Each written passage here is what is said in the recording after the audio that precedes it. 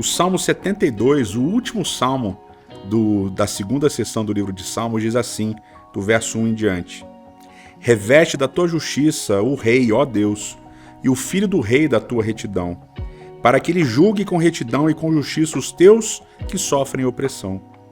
Que os montes tragam prosperidade ao povo, e as colinas o fruto da justiça. Defenda ele os oprimidos entre o povo, e liberte os filhos dos pobres, esmague ele o opressor. Que ele perdure como o sol e como a lua por todas as gerações. Que seja ele como a chuva sobre uma lavoura ceifada, como aguaceiros que regam a terra. Floresçam os justos nos dias do rei, e haja grande prosperidade enquanto durar a lua. Há uma discussão muito interessante sobre a autoria do Salmo 72. Ele tem no seu subtítulo, que aparece nas suas Bíblias aí em letras itálicas, dizendo de Salomão. Ele começa assim: então a autoria parece ser salomônica, mas no último verso desse salmo, ele diz assim, verso 20: encerram-se aqui as orações de Davi, filho de Jessé. E é justamente esse o final da segunda sessão do livro de Salmos. Então tem essa discussão sobre se o salmo é autoria salomônica ou o salmo é de autoria davídica. Um rabino da Idade Medieval disse que esse salmo, na verdade, foi um salmo escrito por Davi para Salomão, que é uma possibilidade. Só que a gente tem algumas nuances aqui muito interessantes para dar a entender que esse salmo tem realmente uma autoria salomônica. Primeiro, a ideia do verso 1 que diz: reveste da tua justiça, ó Deus, o filho, o rei e o filho do rei.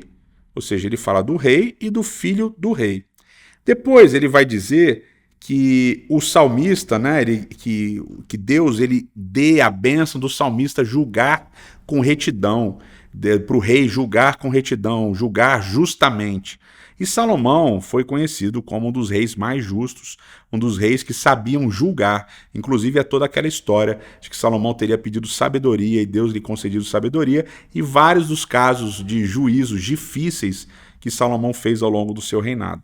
E há uma outra nuance, a última nuance, em defesa dessa autoria de Salomão para o Salmo 72, que é a ideia do verso 8 em diante. Do verso 8 em diante vai dizer que que esse rei do Salmo 72, ele reina sobre toda a terra. Ele reina de um mar até o outro mar, como diz no verso 8 desse salmo. Essa ideia de reinar de um mar até outro mar, ela tem muito a ver com a extensão de terra de Israel, que diz que é do mar do Egito, do rio do Egito até o grande rio Eufrates. Então pode ter a ver com essas duas porções de rios, rio do Egito e rio Eufrates. E também vai falar que esse rei ele governou sobre toda a terra. E essa expressão sobre toda a terra é uma expressão que aparece muito especificamente para Salomão, descrevendo o seu reinado por toda a extensão de terra prometida por Deus a Davi, seu pai, que seria a extensão de terra de Israel. Mas, sem entrar nesses méritos de quem realmente foi o autor do livro do Salmo 72, é importante a gente perceber a mensagem dele. E a mensagem dele é de que Deus abençoa o rei, de que Deus abençoa os seus líderes, de que Deus cuida daqueles que ele elege para liderarem o seu povo.